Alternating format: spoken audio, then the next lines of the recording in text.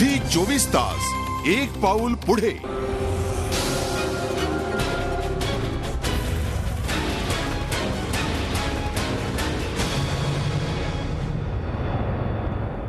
नमस्कार, मी अमोल जोशी। रोकठोक मध्ये आपलं स्वागत। 2014च्या निवडणुका लांब आहेत म्हणता म्हणता या निवडणुकांची आणि त्यानंतरच्या समीकरणांची चर्चा आता भलतीच रंगायला लागली आहे। भाजपचे ज्येष्ठ नेते लालकृष्ण अडवाणींच्या ब्लॉक स्फोटानंतर मंगळवारी शिवसेना प्रमुखांनीही एक वेगळाच धमाका केलाय। 2014 नंतर शरद पवार एनडीए सोबत येऊ शकतात असं म्हणत बाळासाहेबांनी एका नव्या राजकीय गणिताचं सूतोवाच केलंय। मनोहर जोशींनीही हेच गणित पुन्हा नव्यानं मांडलंय। हे गणित जुळण्यासारखं आहे का? मुळात शिवसेना प्रमुखांनी व्यक्त केलेली ही शक्यता म्हणायची की पवारांना अप्रत्यक्षपणे दिलेलं आमंत्रण? आणि 2014 साली पवारांचं पंतप्रधान होण्याचं स्वप्न पूर्ण होऊ शकतं का? या प्रश्नांचा वेध घेऊया 2014चा पॉवर गेम याच्या खास कार्यक्रमात।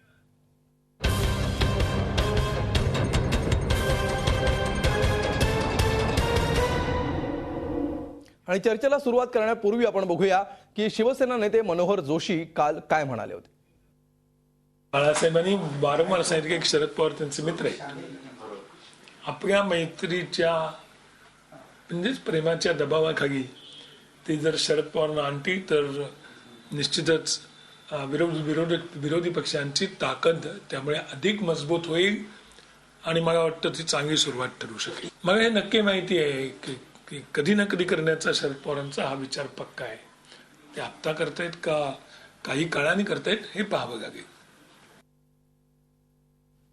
आणि या विषयावर चर्चा करण्यासाठी आपल्या स्टुडिओमध्ये आहेत काँग्रेसचे प्रवक्ते अनंत गाडगीळ, त्याचबरोबर ज्येष्ठ पत्रकार आणि राजकीय विश्लेषक प्रकाश जोशी सुद्धा आपल्या स्टुडिओमध्ये आहेत।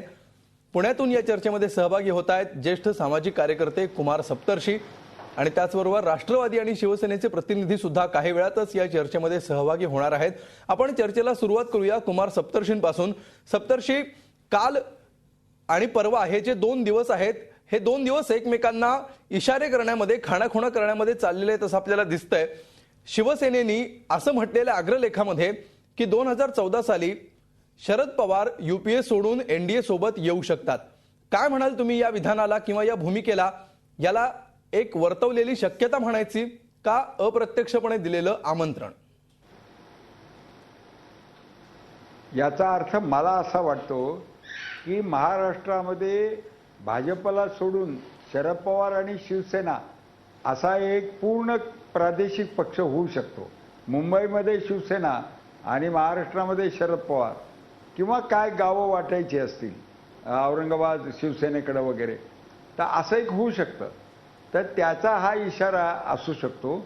आणि दुसरा जो आहे तो शरद पवारांना आणखीन डिस्टर्ब करायचा, हो, की त्यांना यूपीएतल्या लोकांनी आणखीन त्यांच्याकडे संशयाने पाहिलं पाहिजे असं आहे। आणि तिसरं, भाजपला सांगायचं तुमच्याकडे पंतप्रधानाचा कॅन्डिडेट नसेल तर मी तुम्हाला बाहेरून पुरवतो। तुम्ही शरद पवारांना पंतप्रधान दिल्यानंतर शरद पवारांना विचारलं पंतप्रधान व्हायला तयार आहेत का, तर ते कोणत्याही अटी मान्य करून पंतप्रधान व्हायला तयार होते, कारण ते त्यांचं एक अधुरं स्वप्न आहे। आणि म्हणून त्यांना सगळे मित्र लोक म्हणतात की कायमचे पंतप्रधान, हे कधीच विद्यमान पंतप्रधान नाही, म्हणून भावी पंतप्रधान कायमचे। तर त्याच्यातून त्याची मुक्तता होईल। तर अशा 3 शक्यता त्याच्यामध्ये आहेत। पण खरं म्हणजे असं आहे की रालोआलाही आत्मविश्वास नाही आणि काँग्रेसलाही नाही। शेवटच्या काळामध्ये अगदी थोड्यावरनं हातगाईची लढाई होईल। 10 सुद्धा खासदार ज्या पक्षाला जास्त मिळतात त्याच्या मागे बारीक पक्ष जातात, कारण तो जो जादुई आकडा असतो बहुमताचा, तो पोचायला यांचे 10 खासदार जास्त आहेत, ते त्या दुसऱ्याच्या तुलनेनं बरे असतात, म्हणून बाकीचे छोटे छोटे पक्ष त्या बाजूला जातात। तर त्याच्यामध्ये रालोआला कुठेतरी कॉन्फिडन्स लूज होत चाललाय। एका बाजूला नितीश कुमार त्यांचा आत्मविश्वास घालवत आहेत, दुसऱ्या बाजूला मोदी घालवत आहेत, तिसऱ्या बाजूला अडवाणी तर ठाणच घेतलेलं दिसतंय, म्हणजे प्रतिज्ञाच घेतलेली की मी जर पंतप्रधान होऊ शकत नसेल तर अन्य कोणी भाजपचा माझ्या हयातीत झाला तर ती माझ्या अस्तित्वावर टीका आहे। याला जमले नाही आणि त्या धाकट्याला जमले, नरेंद्र मोदीला जमले, गडकरीला जमले, तर भानगडच नको भाजपचं मेजॉरिटी होण्याची, असं त्यांनी ठाण मांडलेली दिसतंय। अशा 2-4 गोष्टी आहेत त्याच्यात आकार घेणार ते.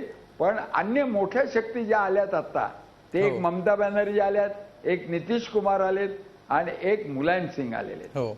आणि प्रादेशिक पक्षांची आघाडी ही फारशी होत नसते असं माझं म्हणणं, म्हणजे टिकत नाही झाली तर.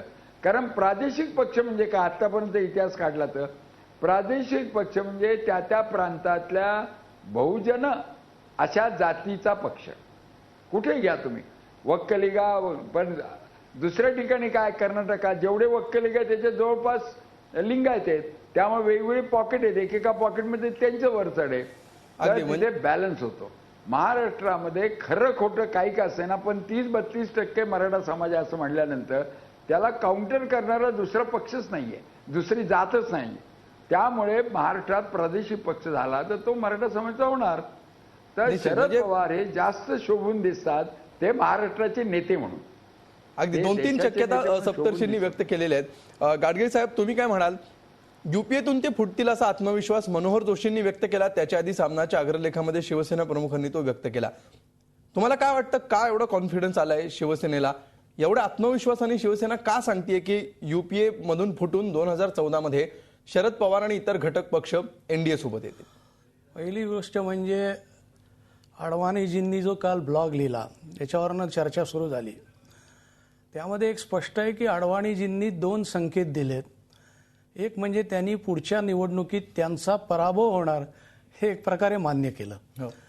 दुसरं असं की त्यांनी त्यांची जी विद्यमान केडर आहे भाजपची, त्या केडरलाही संदेश दिलाय की ज्यांच्या हातात आता नेतृत्व आहे किंवा जी मंडळी नेतृत्वपदी आहेत आणि जी अडवाणीजींना मान्य नाही आहेत त्यांच्या हातात सूत्र ठेवली तर पुढल्या निवडणुकीत भाजपचं काय होणार आहे हे तुम्ही ओळखा, असा संदेश अडवाणीजींनी आपल्या कार्यकर्त्यांना अप्रत्यक्षपणे दिलाय. आणि तिसरं जे आहे की एक सेनापती ढासळला, म्हणजे अडवाणीजींनी जे काल ब्लॉग केलाय त्याचा अर्थ सेनापती म्हणून त्यांनी हात वर केलेत की आता आम्ही लढू शकत नाही. त्यामुळे एक सेनापती ढासळला तर आता आपल्या मुंबईतले दुसरे सेनापती म्हणून त्यांनी काहीतरी कार्यकर्त्याला उत्साह यावा म्हणून काल सामनात अग्रलेख आलाय आणि त्या अनुषंगानं आपण चर्चा सुरू केली आहे. आणि जोशी सरांनी जे म्हटलेलं आहे ना, मला वाटतं ते जोशी सरांचं कोहिनूरी स्वप्न आहे. हे केवळ स्वप्न आहे, असं होण्याची अजिबात शक्यता नाही हे तुम्ही कॉन्फिडेंटली सांगू शकता. हो, उलट मी तर पुढे जाऊन असं म्हणेन की सध्या शिवसेनेच्या कार्यकर्त्यांमध्ये जी चर्चा आहे की मनोहर जोशींसारख्या ज्येष्ठ नेत्याला शिवसेनेत ज्या पद्धतीची झी 24 तास एक पाऊल पुढे.